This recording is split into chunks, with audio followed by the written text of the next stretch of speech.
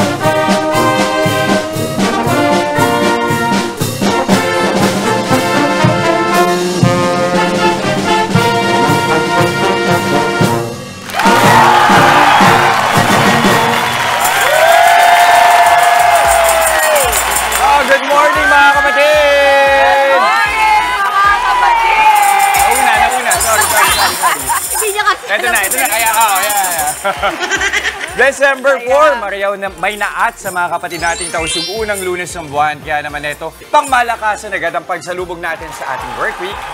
Yan! Masigabong palakpakan naman para sa ating mga bisita po ngayon. Maaasahan sa pagtatanggol at pagbabantay ng ating karagatan. Akalain mong sa tugtugan, kayang-kaya rin palang makipagsabayan. Uy, correct na correct ka dyan, Mama Dips. At special mention lang natin na dahil symphonic band sila, wind instruments at percussions lang ang kanilang mga gamit. Walang mga gitara o iba pang instrumentong may PC. Kaya nakakabilib, sobra! Yan yung talagang classic yung banda. Yung parang dudungaw ka sa labas at nandun na sila nagmamarket. Parang ilabas yung akin ng baton, di ba? Nakakatuwa. Brings back memories. Feel na feel ang Christmas, di ba? Kaya ito, mas kilalanin pa natin sila ngayong umaga. Ito po, mga kapatid, ang symphonic band ng Philippine Coast Guard o PCG! Yay! At kasama siyempre ang kanilang tagapagsalita, Coast Guard PO1 Generoso Corpus. Good morning, kapatid.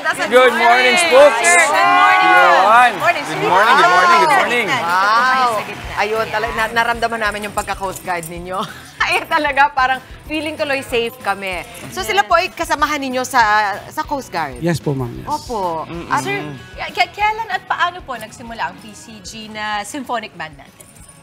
Noong taong 2000, na-organisa o nabuo ang Philippine Coast Guard Band sa pamumuno ni Captain Reynaldo Generillo, Philippine Coast Guard, GSC, na meron lang 24 membro na kauna-unahang Coast Guard trainee o kauna-unahang Coast Guard product kasi ang Coast Guard is galing sa Navy. Yes. Nung humiwalay ang Coast Guard sa Navy, nagbuo ng banda, sila yung kauna-unahan.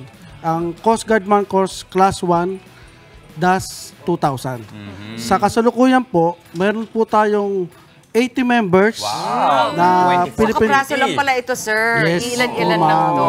Nakakatawa, nakikita natin dito sa video, pinapakita. Parang may kasamang sayaw, may choreography, at gaganyan, ganyan. Hindi Yes, pwedeng ma'am. naka-steady lang eh. Yes, ma'am. Yes, ma'am. Kayo ba, Marching band. kayo ba merong tinutugtog din na instrumento? Yes po, ma'am.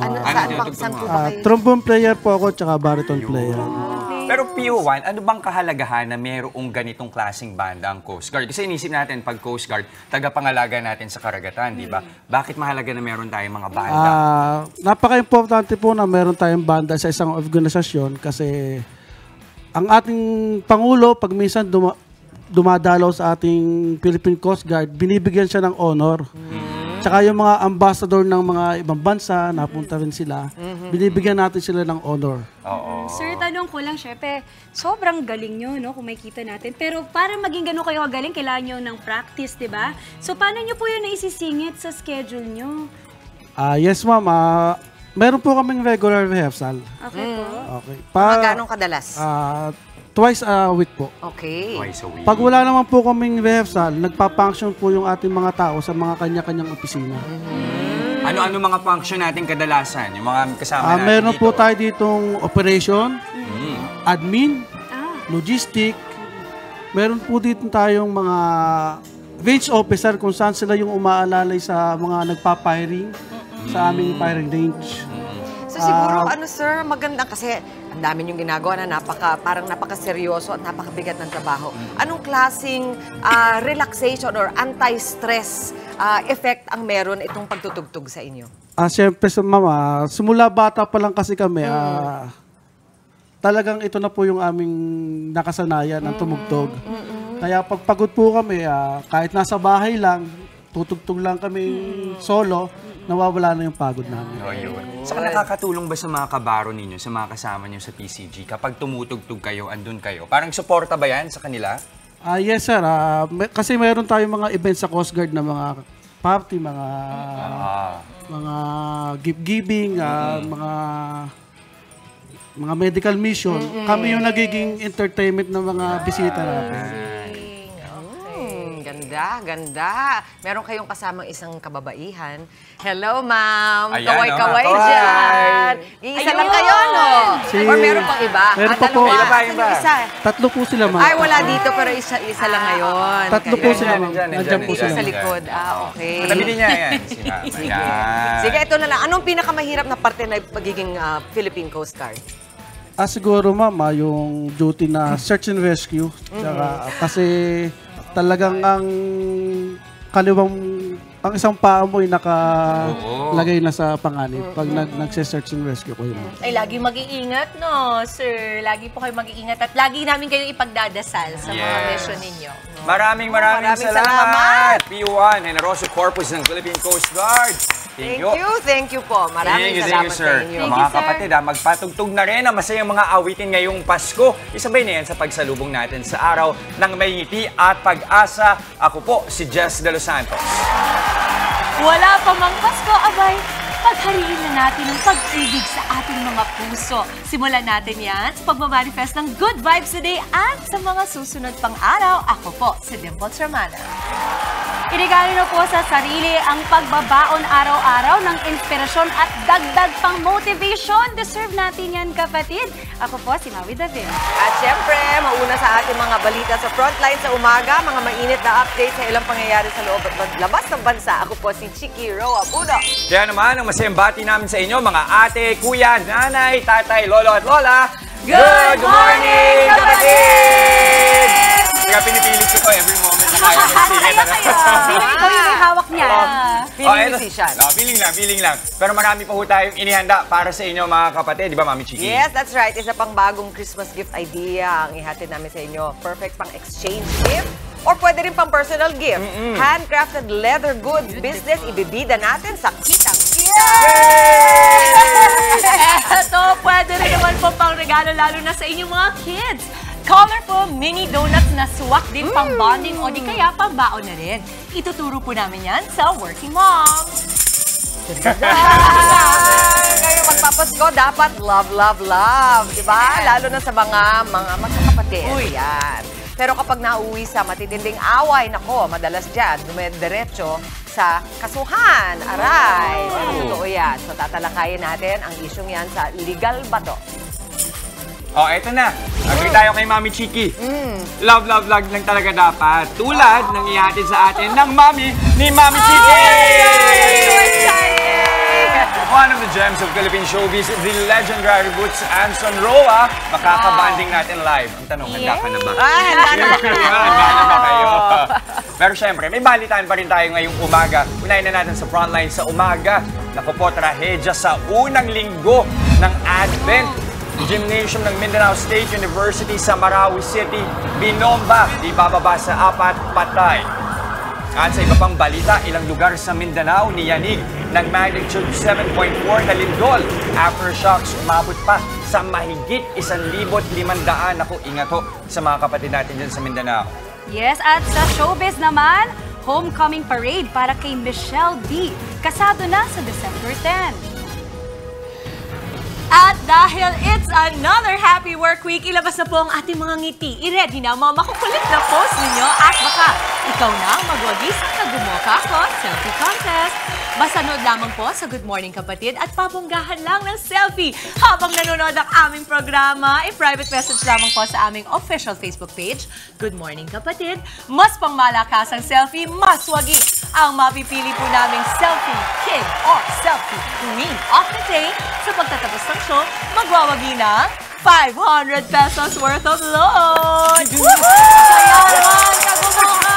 Go and selfie na! Tuloy-tuloy lang ang pagtutok, mga kapatid. Magbabalik ang inyong paboritong kasalo sa umaga.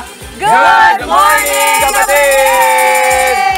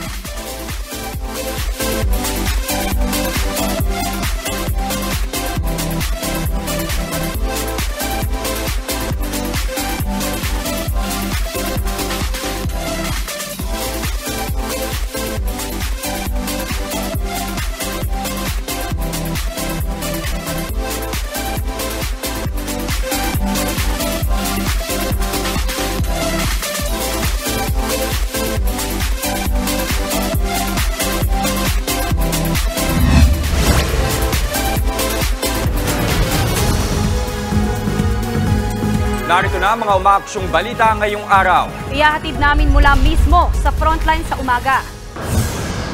Pagpapasabog sa kalagitnaan ng misa sa Mindanao State University, inako ng teroristang grupong ISIS. Mindanao, niyanig ng sunod-sunod na aftershocks matapos ang magnitude 7.4 na lindol sa Surigao del Sur. Higit 100,000 apektadong residente nananatili sa mga evacuation center. Taas presyo sa gasolina at wala pang pisong rollback sa diesel, ipatutupad ngayong linggo. Taas pasahe sa MRT, posibleng ipatupad sa unang bahagi ng 2024. Turistang Filipino-German patay matapos saksakin ng umano'y taga-suporta ng ISIS sa Paris, France.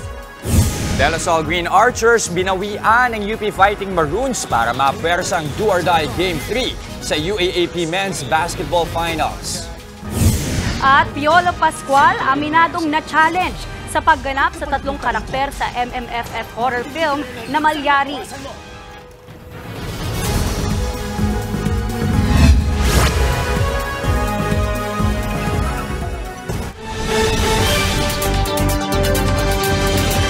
Inako ng teroristang grupong ISIS ang pagpapasabog sa Mindanao State University na nataon sa first Sunday of Advent.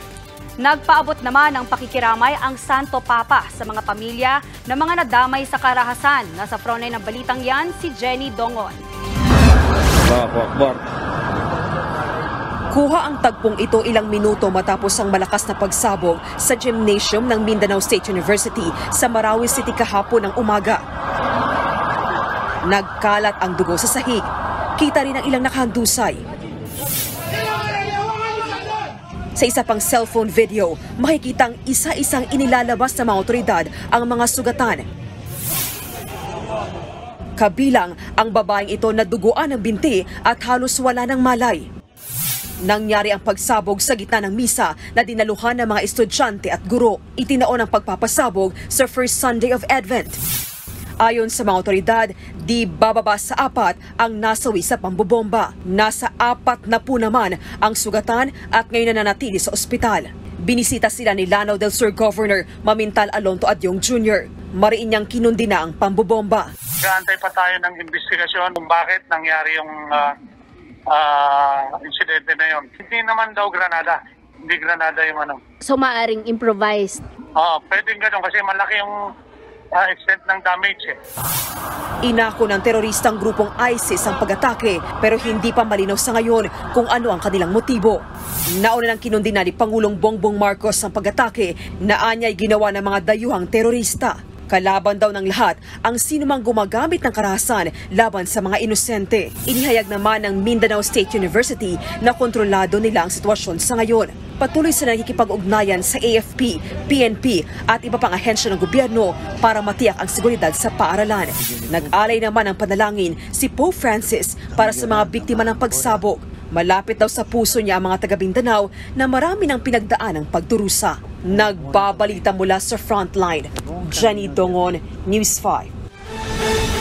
Mas mahigpit na seguridad ang pinapatupad sa Marawi kasunod ng pagsabog sa Mindanao State University. Patuloy ring iniimbestigahan kung sino ang nasa likod ng pag-atake kahit mayroon ng umako rito. Live mula sa Marawi City, nasa frontline ng balitang yan si Jenny Dongon. Jenny, kamusta ang seguridad dyan? Maui, mahigpit nga ang pinapatupad na seguridad dito sa Marawi maging sa mga kalapit na bayan. At inaasahan nga na ngayong araw ay darating yung mga karagdagang tropa mula AFP at PNP na magbabantay o magbibigay ng seguridad dito sa Marawi, partikular na sa Mindanao State University. Inaasahan din ngayong umaga na darating dito sa Marawi si AFP Chief General Romeo Browner Jr. para pangunahan nga itong gagawing command conference kasama ang PNP at ilang opisyal ng Marawi City. Isa nga sa tinitignang anggulo ng mga otoridad ay ang retaliatory attack o paghihiganti ng mga terorista. Lalo't sunod-sunod ang naging kooperasyon o operasyon ng AFP dito sa Mindanao na ikinamatay ng mga matataas na leader ng ilang terrorist group. Ayon sa AFP, noong Biyernes lang napatay sa operasyon ng Western Mindanao Command ang 11 sa miyembro ng Dawla Islamia sa Maguindanao del Sur. Kabilang sa mga nasawi ang sinasabing bagong emir o leader ng grupo na si Abdullah Sapal. Nauna ring sinabi ng Philippine National Police na may natatanggap sila mga banta pero di nga lang properly identified ang target. Sa ngayon, may person of interest na raw na iniimbestigahan. Nauna nang inako ng teroristang grupong ISIS ang pag-atake. Sa tanong kung paano napasok ang bomba sa loob mismo ng universidad, yan ay patuloy nilang iniimbestigahan. Wala rin kasing CCTV sa loob mismo ng gym. Maui, sa ngayon ay tuloy-tuloy na dumarating dito sa Marawi yung mga sasakyan mula sa iba't ibang LGU para nga sunduin yung mga estudyante na natroma at gusto na munang umuwi sa kanilang mga tahanan. Sa ngayon nga, suspendido muna ang klase ng MSU kahit nga ngayong week sana yung nakatakda nilang final exam. Maui. Maraming salamat, Jenny Dongon. Patay sa engkwentro sa Basila ng Abu Sayyaf leader na si Mudzimar Sawadjaan o alias Mundi. Ayon sa AFP, napatay si Mundi habang sinusubukang tumakas paalis ng probinsya nitong Sabado.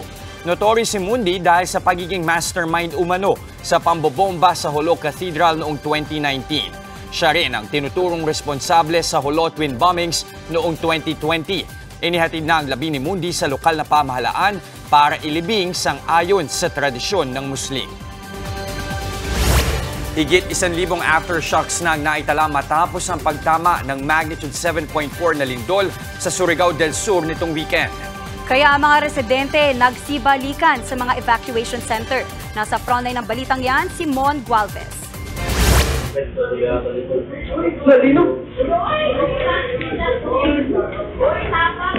Kita sa kuwang ito ang mismong pagtama ng magnitude 7.4 na lindol sa Bislig City sa Surigao del Sur. Dali-daling lumabas sa bintana ng coffee shop ang dalawang baristang ito. Maya-maya, lalo pang lumakas ang pagyanig at nagbagsakan na ang mga dekorasyon sa dingding. Halos matanggal din ang ceiling fan at muntik matumba ang kanilang coffee cart. Kaya ang mga nakatambay sa labas ng coffee shop, nagpulasan. Kita namang pumutok ang linya ng kuryente sa kasagsagan ng lindol sa bayan ng Lianga sa Surigao del Sur pa rin. Oh my God! Ramdam din ang epekto ng lindol sa ilang kalapit probinsya ng Surigao. Sa Bayugan City sa Agusan del Sur, makikitang nagsitumbahan ng mga paninda sa convenience store na ito. Bumigay naman ang bahagi ng gusaling yan. At sa simbang ito, nagkabitak-bitak ang pader. Kasunod niyan, kabi-kabilang aftershocks ang naramdaman.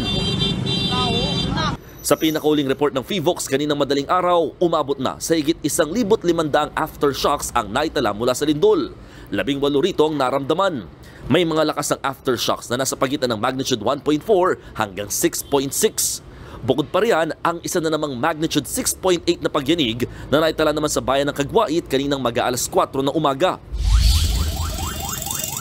Kasunod ng banta ng patuloy na pagyanig, nagsibalikan sa evacuation centers ang mga residente sa iba't ibang bahagi ng probinsya. Ayon kay Governor Alexander Pimentel, nasa 108,000 ang namamalagi ngayon sa higit 100 mga evacuation centers. Hard-hit talaga yung sinatuan kasi masyadong doon talaga tumama yung lindol, marami nasirang bahay. Pero dito sa ibang parte, medyo awa ng Diyos. Sa lakas ng lindol, medyo minimal ng konti yung sa ibang munisipyo. Sa datos ng LGU, umabot na sa 57,000 pamilyang naapektuhan ng pagyanig. Hindi rin daw bababa sa 3 ang naitalang namatay, pero hindi dahil natabunan ng guho. Pawang mga inatake raw sa puso ang mga ito. May 8 rin daw na naitalang sugatan. Yung 3, medyo na heart attack, na trauma doon sa lindol, cardiac arrest ang nangyari. Patuloy ang pagpapadala ng relief pack sa mga apektadong residente.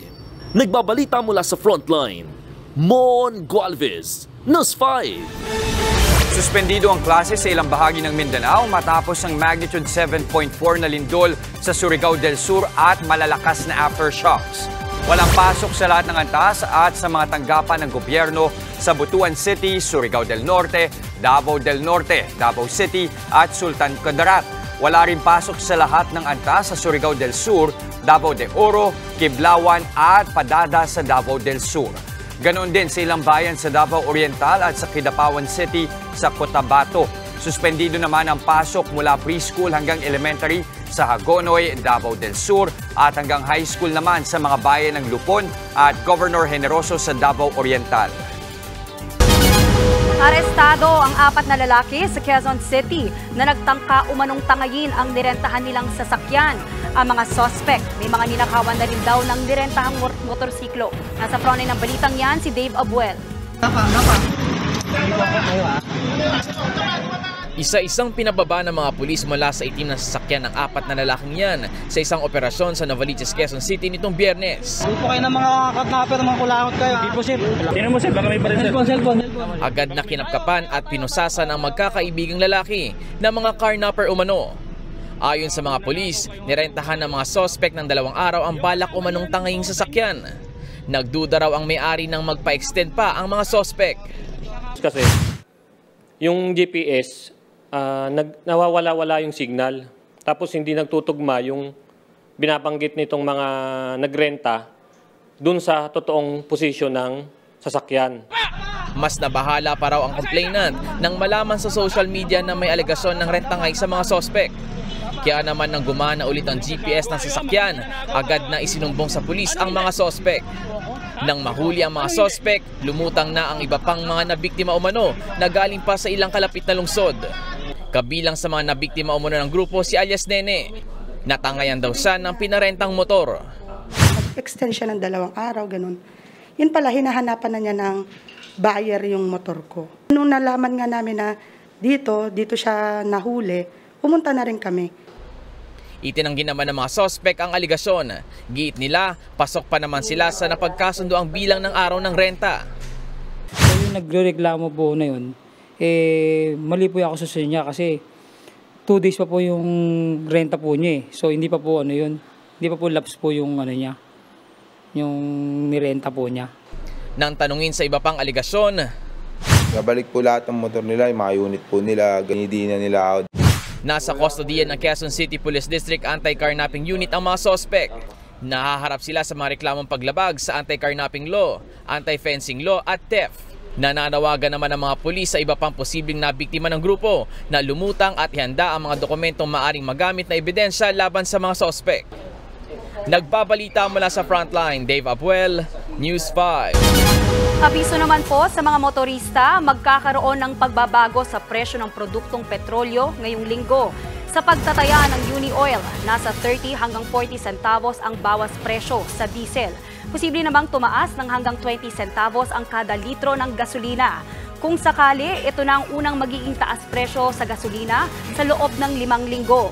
Ngayong araw ilalabas ng mga kumpanya ang pinal na paggalaw ng presyo ng produktong petrolyo na ipatutupad bukas.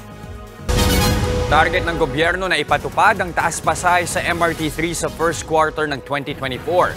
Ayon kay Transportation Undersecretary Timothy John Batan, hindi pa pinal sa ngayon kung magkano ang patong sa boarding fee. Pero hindi raw ito lalayo sa mahigit 2 pisong taas pasahe na ipinatupad sa 2 linya ng LRT nitong Agosto. Layon daw ng fare hike na panatilihing maayos ang takbo at serbisyo ng mga tren. Makakatulong din daw ito para mabawasan ang subsidiya ng gobyerno sa operasyon ng mga tren. Kailangan din daw nila kasing pagtuunan ng pansin ang iba pang aspeto gaya ng edukasyon, kalusugan at social welfare. Mag-aangkat ang gobyerno ng 21 tonelada ng sibuyas para maiwasang sumipa ang presyo nito sa darating na holiday season. Hanggang 17,000 metric tons ng pulang sibuyas ang pwedeng iangkat ng mga importer. 4,000 tonelada naman para sa dilaw na sibuyas. Gagawin ang naturang hakbang para matapatan ng supply ng sibuyas ang mataas na demand sa papalapit na Pasko at Bagong Taon. Inaasahang papasok ang mga import bandang katapusan ng taon. Yan daw ay para hindi sumabay ang pagdating ng import sa panahon ng anihan ng sibuyas ng mga lokal na producer. Matatandaang pumalo sa mahigit 700 piso kada kilo ang presyo ng sibuyas noong 2022 dahil sa kakulungan ng supply.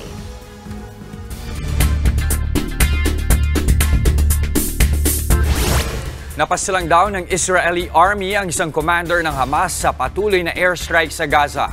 Pinangalanan ng commander bilang si Haitham Kuwadjari na leader ng Shati Battalion ng Hamas. Siya raw ang nag-utos sa militanteng grupo na magsagawa ng mga raid sa Israel nitong October 7. Ito ang naging mitya ng mas matinding digmaan sa pagitan ng Israel at Hamas.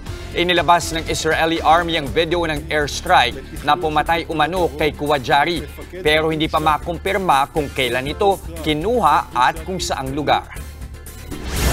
Patay ang isang Filipino-German tourist matapos pagsasaksakin ng isang lalaki sa Paris. Agad na inaresto ang suspect na umatake sa mga turista malapit sa Eiffel Tower. Ayon sa ulat, taga-suporta ng terrorist group na ISIS ang suspect.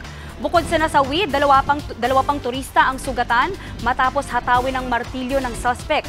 Kinundina ni French President Emmanuel Macron ang krimen at nag-abot ng pakikiramay sa pamilya ng namatay na turista.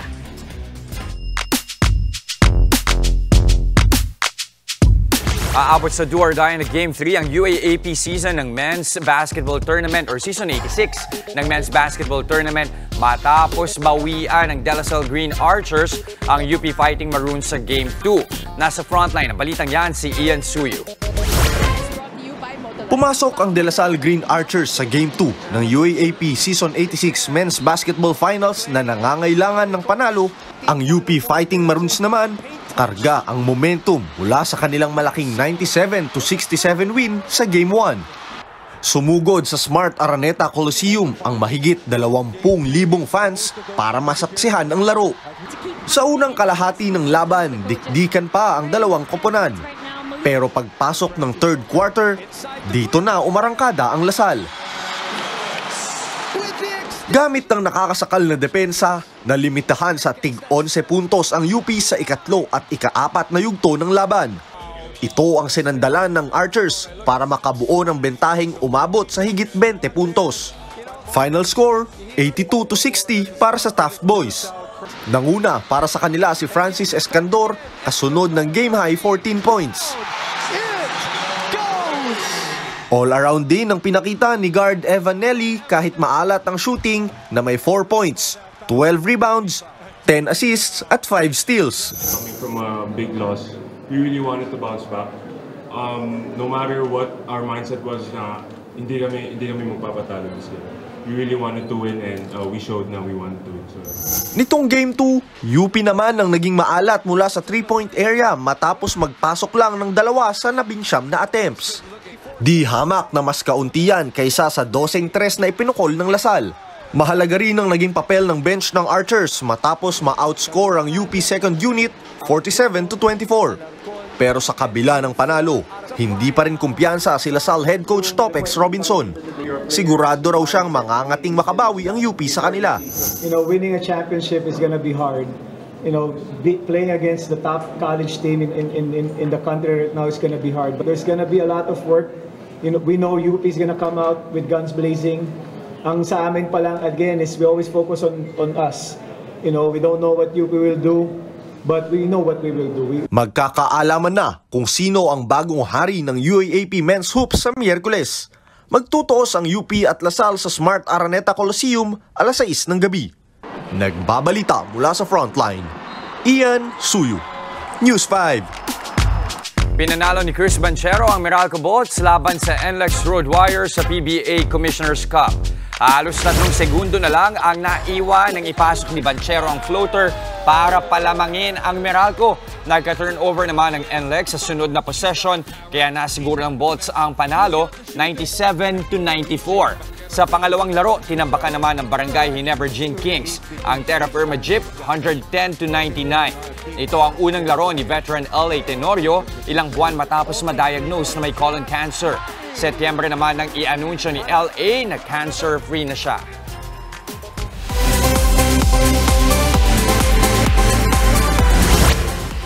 Aminado po si Papa P na na-challenge siya sa role niya sa inaabangang horror film na Malyari.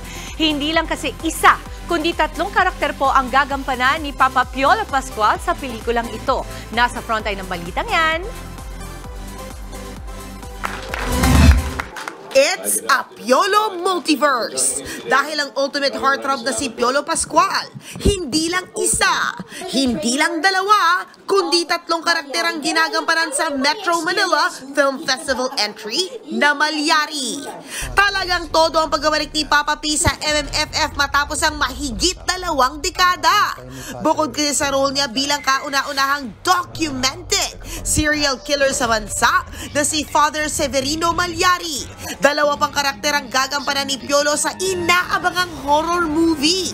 Dahil dyan, aminado ang aktor na challenge siya sa aktingan.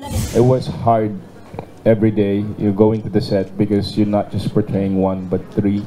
And 3 timelines. The day after, I had a rehearsal for my concert happening a week later. So yun yung banlo ko. Napansin din na marami na may kinalaman sa kasaysayan ang mga ginagampan ng role ni Papa P ngayon. Kabilang dyan ang pinagbidahan niyang musical play na Ibarra na hango sa Noli Me Tangere. Bakit ako matatakot magsabi ng totoo?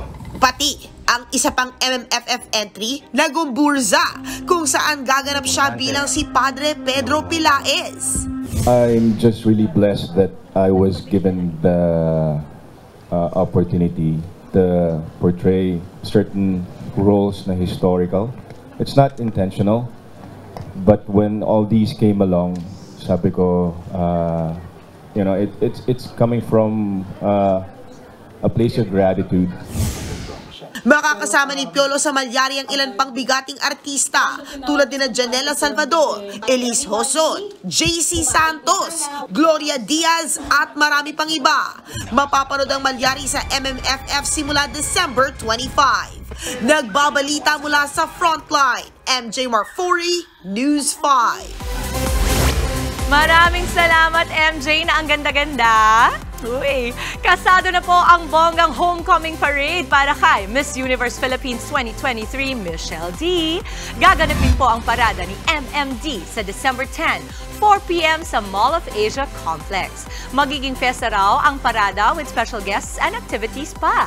Mainit na tinanggap ng mga Pinoy si Michelle pagka-uwi ng Pilipinas matapos makapasok sa top 10 ng Miss Universe 2023. Nagwagi siya ng 4 na special award sa Miss U, kabilang na po ang Best in National Costume.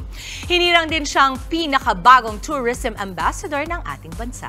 Mas excited din po ako dito sa Working Mom. Isa na namang merienda recipe para sa ating mga chikiting ituturo natin live na live. At sa kitang-kita naman, handcrafted leather goods na perfect pang regalo ngayong Pasko. Ibibida natin yan. Nauna na nga si Mama Dims kanina, hindi na makapagpigil. Kaya wag po kayong aalis, magbabalik pa ang inyong fave morning katalo at Good Morning, Kapatid!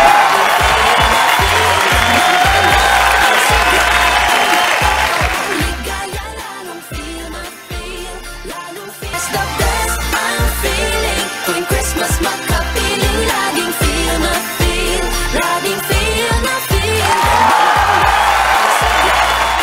21 days to go na lang. Pasko na mga kapatid. Naku, kung gusto nyo magregalo o makatanggap ng regalo, bakit hindi na lang kagaya nitong mga bag na to? Handcrafted leather na world class naman talaga. Yan ang ibibida nating proudly Pinoy na negosyo dito sa Kitang.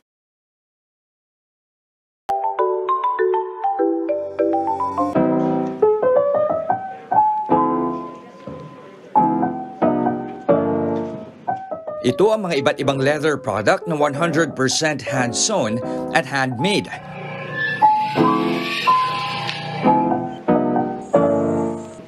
"100% gawang Pinoy at world-class ang datingan. Ang mga luxury handcrafted leather products na ito ay obra ni Mariel, ang leather craft master ng Pampanga. It all started as a hobby habang siya ay nagtatrabaho bilang barista sa Malaysia noong 2013. Taong 2014 naman nang mag-resign siya sa kanyang trabaho para mag-focus bilang isang mentor sa leather crafting. Hanggang sa dinala niya ang kanyang passion at creativity sa Pilipinas noong 2019. At sa puhunang 150,000 pesos, sinimulan niya ang Mr. M Hand-Sewn Leather Craft. Lahat ng handcrafted product ni Mariel ay gawa sa top grain quality leather. Sa ngayon, kumikita na siya ng 70,000 pesos kada buwan.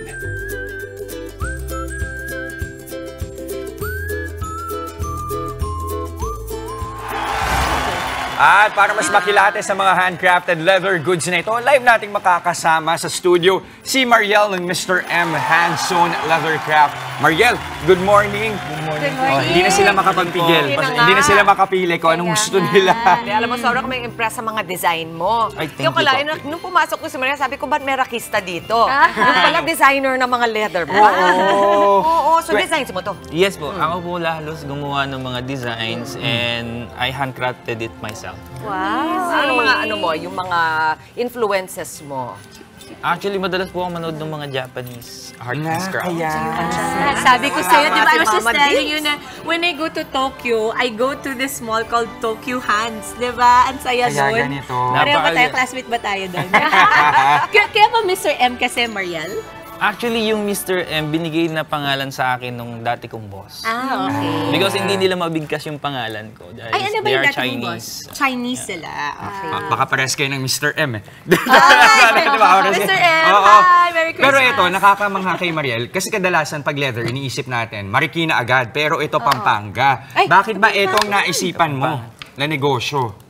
Actually, way back 2009, I was an OFW po. Dati po ako sa Malaysia. Doon na po ako nag-start makapag-explore ng leather crafting. Gawa po ng boss ko sa coffee shop. In-invite niya ako to join him para mag-explore sa leather. At nung time na yun, wala kaming teacher. Wala kaming mapuntahan na magtuturo. So, kami sa mga leather supplies. Binili namin yung mga supplies and then we go back sa bahay niya. Nag-start kaming mag-explore YouTube and books lang. Ayun. Iba naman talaga nagagawa ng YouTube University. Taga-local mo. Taga Florida ko po, Florida Blanca. Florida. Ayan. Wow. Pero ikaw, ano yung pinakaunang produktong nagawa ninyo? At ano yung pinakaunang bumenta? Ay, yung pinakaunang produkto namin, ito po. Kasi ito yung... Ayun. Ito yung signature ko na ako mismo ang nag-design dahil kailangan ko. Dahil kailangan mo. Very functional, sigurado yan. Bakit mo kailangan? Ano bang inilalagay mo dito? For traveling purposes. Tama nga naman. At pwede rin sling bag. Yes. At may stitching siya, ang ganda. Ang ganda nga. Tapos emboss yung branding. Very Ganda, nice. very quality. At saka hindi lang bags ang meron siya. Nakita ko may belt din. Yes po. Cute. Diba? At Ano pa ba? lalagyan ng wine. Panalo nga ito. Pwede pang Reusable. bossing. Tsaka pang regalo, guys. So ano-ano pa yung mga produkto mo, Mariel? Ito, ang Olivia bag namin. Ay, ang ganda talaga. Ang ganda nito. Ito ay collaboration Pwede po. magtanong, sino si Olivia? Actually, it's just a name na tinanong ko sa mga student ko while I'm doing a workshop. Kung ano yung maganda yung pangalan sa bag. Olivia. So binigay nila yon. Social nung pangalan. Na pangalan na yun. Social din naman kasi tignan yung bag. At saka it's wood. So Yes it's a po. mixture of Actually, materials. this is a collaboration with the wood crafter, Glad Concept in Pampanga. And Pampanga also. Alam mo, kapag Kapampangan, ang galing-galing nila Naman. sa diba, no Yes, po. craftsmanship at saka sa mga artisans na ng Pampanga, mahuhusay talaga. Totoo naman. Hindi lang sa pagkain, no? Hindi lang sa pagkain. Totoo yan. Oo, totoo. Magpapasko. Siyempre, marami tayong kapatid nag-iisip ng pangregalo, lalo na maramihan. Ano yung best product na pwede nilang bilhin sa Mr. M? Pangpasko. Actually, if medyo low budget tayo, pwede natin kunin ito for... Magkano yan? This is 850. Uy, Tapos, pwede na. pwede na namin lagyan ng pangalan to customize. Ayun. So, ito ay... This is a card holder. Card holder. And a keychain. So, yung Keychain. kulay, pwede na kayong pumili. Everything that you see on front, yung mga kulay ng leather na meron. Kasi i-engrave mo pa yung pangalan ng I-engrave regalo natin mo. yan, Pwede, yes. no? Paano ba kayo Personalized. mako-contact, Mariel, mga kapatid natin? Actually, you can visit our page, Facebook page, Mr. M Hanson Leathercraft, or you can contact me at 0926915428 Ayan, iminumuestra na ng mga kapatid natin na yung mga produkto mo. Sorry, isang pahabol lang. Ano pahabol bang lang. pwedeng gawin dito? Ayan. Tinanong ko kanina si Maui. Maui, ano ba ito nilalagay dito, Mr. M? Ito ba ay a coin purse? Sabi ni Maui, Pasensya ko. Ang liit ng pasensya, diba? Ito yung pasensya ko dito, Kasha. Mahaba. Sa'yo lang ka pwede. Pero naman nga, sa outfit. mga coin Diba? purse, Susi, Yes, this is a pwede coin rin. purse. Ayan. Ating part sa bata. Pwede. Muli, maraming salamat, Mariel. Thank you so much. Thank you, Leathercraft. Thank you very much. Napakagaling, napakahusay ng mga produkto. Ay, salamat. Feel na hindi lang ang Pasko, kundi pati na ang success ngayong Lunes. Heto nga tuloy-tuloy na po ang pasok ng mga happy selfies ninyo. Ay, good morning kapatid! Yan, galing po sa ating Facebook page yan. Ay, napaka-cute. May mga hat sila. Gusto ko yun, yung mga headpiece. Yes. Ay, parang tayo yun. Ay, may paano pa. May paano Ay, pa yun talaga na. sila pa-poster. Ay, ang saya. I love it. Keep on coming. Keep them coming. Yes, mga kapatid, keep the selfies coming. Sabi nga po ni Mama Chicky, ilagay nyo na rin kung saan kayong lugar naroroon for a chance to win 500 pesos worth of load sa ating Kagumoka Ako Selfie Contest. At mamaya, para sa ating loading sikat, makakakwentuhan natin live ang premyadong aktor at legendary mommy ng ating Mommy Chicky, Mommy Boots Anson Rowan live! At sa working mom naman po, merienda ideas ulit tayo. Paggawa ng colorful mini donuts, ipapakita namin mamaya. Huwag po kayong aalis. Magbabalik pa rin ang inyong paboritong morning kasalo, ang Good Morning Kapatid!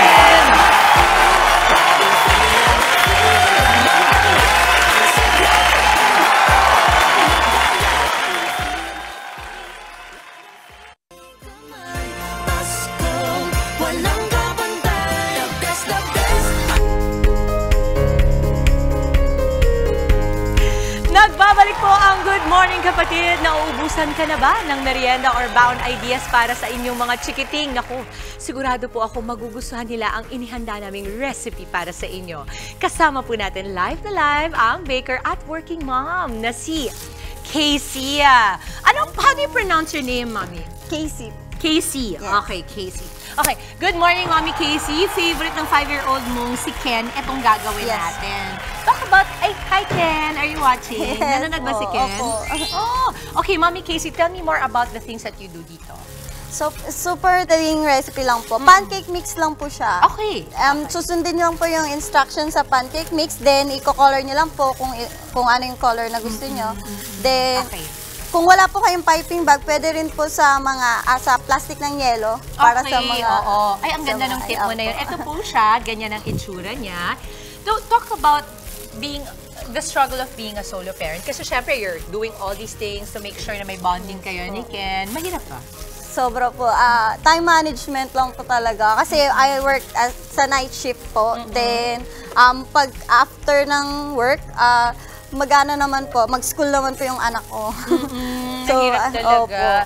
Nasaan yung pancake mix natin? Naka-ready na po. Naka-ready na, okay. Kinulayan na po namin siya. Okay. Kasi nakabukas, mainit. Akala ko. Opo, mainit po siya. Kaso wala naman. Ito po, lulutuin po natin ito. So ito yung pancake mix. Okay, can we put? Can I try? Akala ko walang pancake mix. Nag-judge ako agad. Pwede pong isang color na, baka tumulo po. Or pwedeng ganito po yung ginawa ko, tatlo. Don't let the kids do this lang po on their own. Pwede pong dalawa? Pwede pong dagdagan pa. Okay. So, red and blue tayo. Hindi po pupunuin sobra, no, Mami? Apo. Akin na po yung green. Okay. Ang saya. Everything ready today. Good job, guys! I'm so happy. I'm so proud of our kids today. Shout out po sa kanila. Okay, ayan. So, eto. Sige, Mami. So, this is your bonding moment with Ken. Tell me more about what else you do with him. Him ba, her? Him po. Him, oo. Sa school, syempre, tinuturuan ko siya. Then, magbe-bake din po kami. Gustong-gusto niya. So, you really bake? Do you sell the things that you make? Yes po, pero by order lang po. Kasi medyo po yung schedule natin. Oo. Ano pa bang other things na ginagawa mo? Ayun po, nag-aasikas po sa kanya, working po, then sideline nga po ng baking. Ayun, kaya medyo I love it. Wait, so wala namang preference ang kahit na anong pancake mix? Kahit anong mahanap mo sa grocery, yes, pwede? Yes, any brand po or any... Mahal ba tong parang pancake maker? Ay, donut maker na to? Hindi naman? Hindi naman po, siguro mga 500. Pero matagal nyo na po magagamit naman. Okay, sige. Put tayo ng plate naman. Ayan, ganyan po. Diba? Tapos gano'ng katagal? Nakaka-enjoy. Actually, nare-relax ako. Parang 1 to 2 minutes lang po luto na yan. 1 to 2 minutes? Isarado natin to? Then, hintayin lang po natin na yung mawala yung basa niya, maging firm na siya. So, mga 2 minutes, Opo, ganyan. And mga then, can ganyan we lang. try to put na Yes itong po. ano natin? Parang so, po. pwedeng design Pwede din niya, siya. opo, depende po sa ano nyo. Design in any toppings po na meron kayo sa bahay. Okay. Pero usually si Ken, anong favorite niya? Chocolate po. Mahilig Chocolate. talaga siya sa chocolate and Alam mo, sa mga totoo, kaya ko colorful. ubusin ito eh. Totoo lang. And mahilig po Rizal. sobra siya sa mga colorful na pagkain. Ginagawan ko rin po siya ng rainbow bread. Wow. Ako po mismo yung naggagawa ng bread. Oo.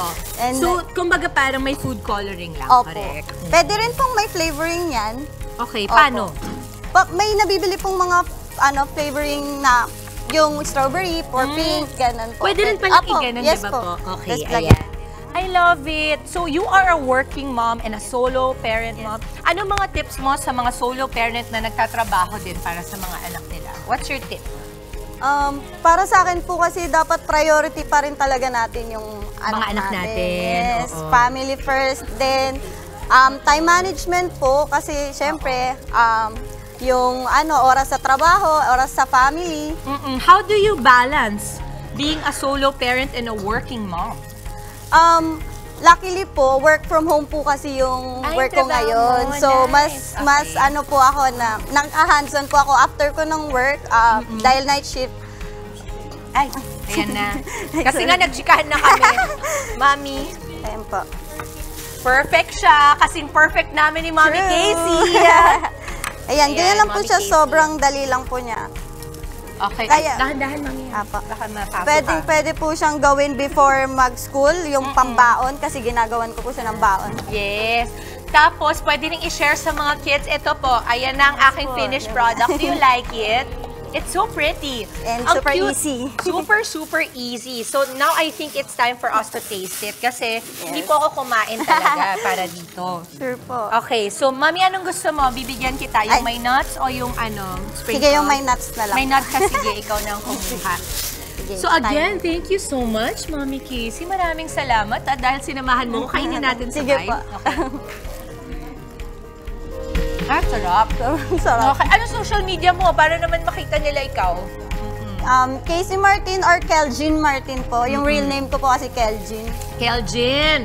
Pinagsama bang names ng mami at daddy mo yan? Hindi po. Ang sarap. Perfect pambaon. It's colorful. You can teach your kids with the colors and stuff like that, okay? Yes. Thank you so much, Mami Kelgin Martin. Salamat sa'yo at salamat sa mga tips mo for all our solo parents and also yung mga working moms natin. Thank you. Thank you po.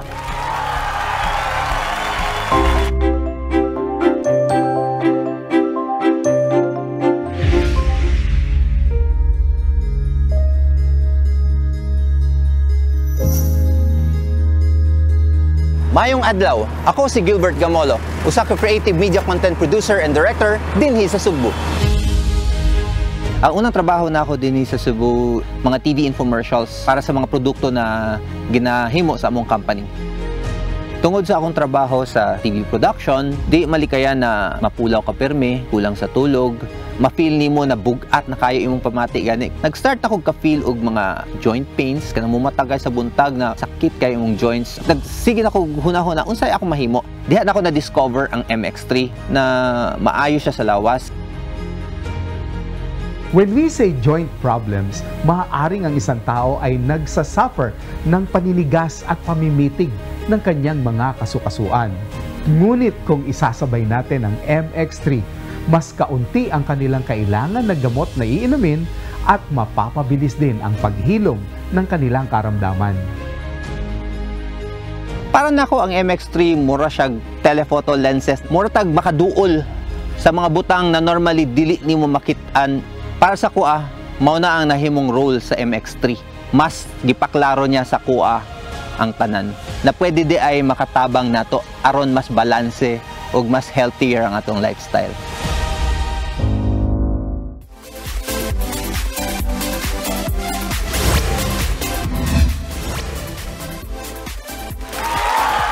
Sa amin pong pagbabalik mga kasama natin, live na live ang napakagandang maladyosang batikang aktres at mami po namin lahat at mami ni Mami Chiquing na si D. Dapat may D eh. May D. Miss Ansonoa. Tuloy-tuloy lamang po ang Good Vibes. Kasama pa rin ang inyong paboritong kasalo sa umaga ang Good Morning, Kapatid!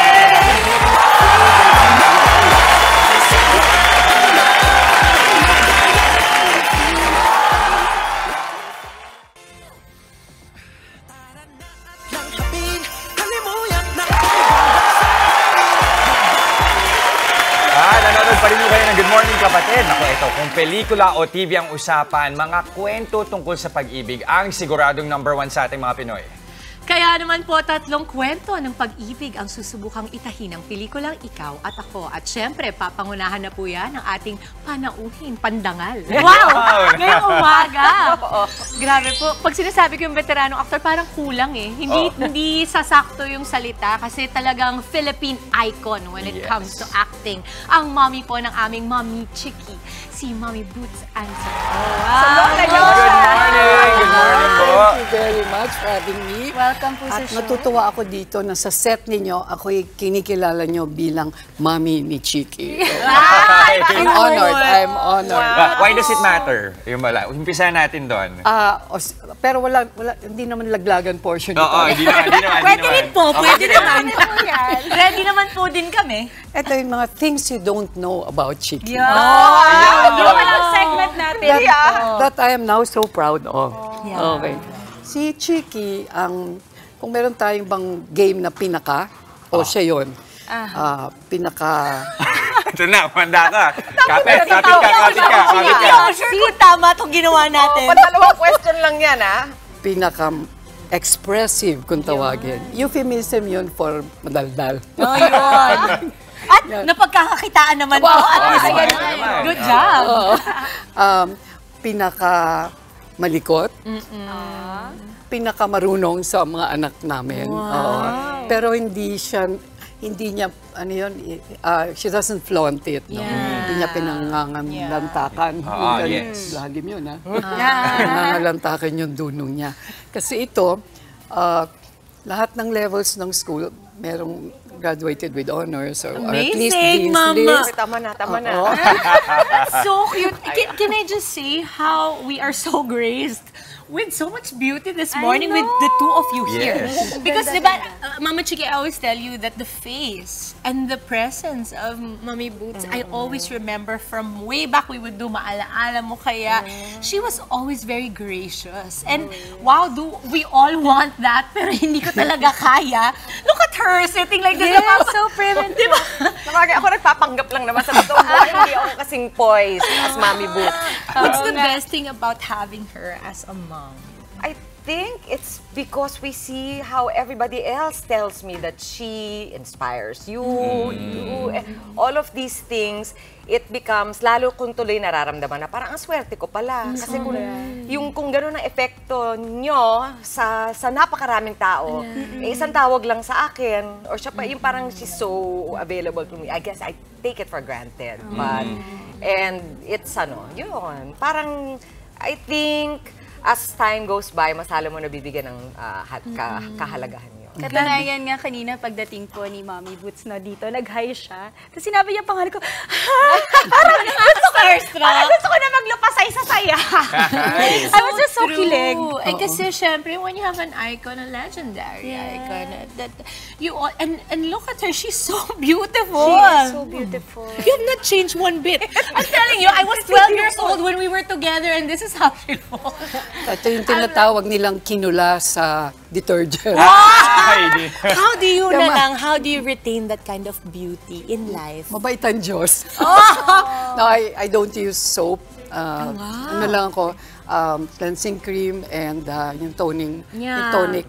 Yun lang. Well, so beautiful. Ano lang. And Tsaka, also, I think yung positivity. that helps a lot. Tsaka, you can see that kay Chiki also. Lahat kami, wala kaming problema. Siguro yung nasa jeans, yung melamine content, o gano'n.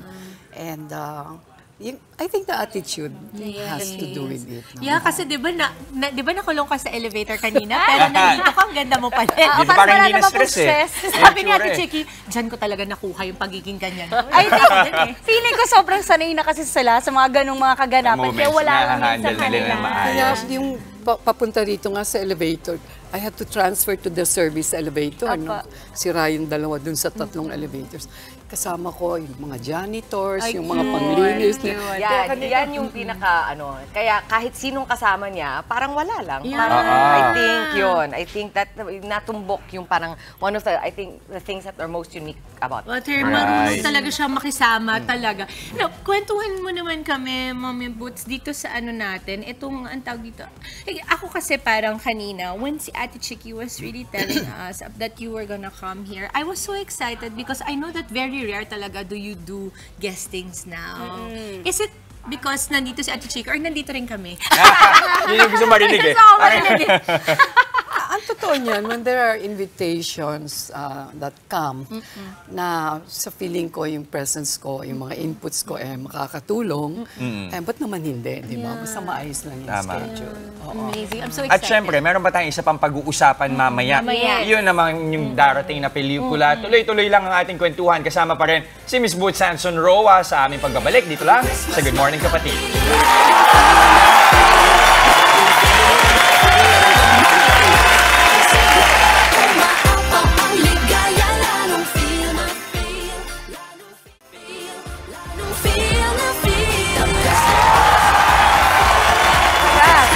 Kasama pa rin natin ang nag-iisang Boots Anson Roa dito sa Good Morning Kapatid. Nako ma'am, may darating kayong pelikula, Ikaw at Ako. Imbitahan natin ang mga manonood. Ano bang dapat nilang asahan sa pelikula niya? Ikaw at Ako, ito po ay trilogy. Kwento ng tatlong pares. Isang nasa teens nila, isang middle age, si Paolo Contis at si Rian Ramos yun. At isang nasa autumn or winter of our lives, mga senior, si Ronaldo Valdez at ako. At ang particular story namin ni Ronaldo ay kung paano tinalakay yung pagiging Alzheimer's patient ko and how his love and care help mitigate yung aking sakit. Sige, babalik na lang si Ma'am Boots kasi wala na tayo na pag-usapan. Naubos yung oras. Kasi na tayo ng tanong. Kasi love ko niya. Ang dami niya gustong ikwento. Pero muli, kailan po ang Ikaw at Ako? Ipapalabas ito sa December 6. Oo. So we have our premiere tomorrow. And ito sa direksyon ni Reggie Del Carmen. At gusto kong batiin ang first-time producer nito, si Ma'am Lexi, na artista, hindi na itsura. But she has been very kind. And this is distributed by Viva. Alright, abangan po natin yan. December 6, Ikaw at Ako. Maraming salamat po sa pagbisita sa amin. Boots Anson Roa. Thank you. And ayan, bukas ang gumoka natin na winner, isasabihin natin yan tomorrow. Pero ngayon po, that's it na para sa ating Happy Jamming Monday! 21 days ago, Pasko na mga kapatid. Kita-kits pa rin po tayo bukas, mga kapatid! I-enjoy lang ang araw. Spread good vibes, mga kapatid. Keep smiling. Yan ang paalala ng inyong paboritong kasalo sa umaga. Good morning, kapatid!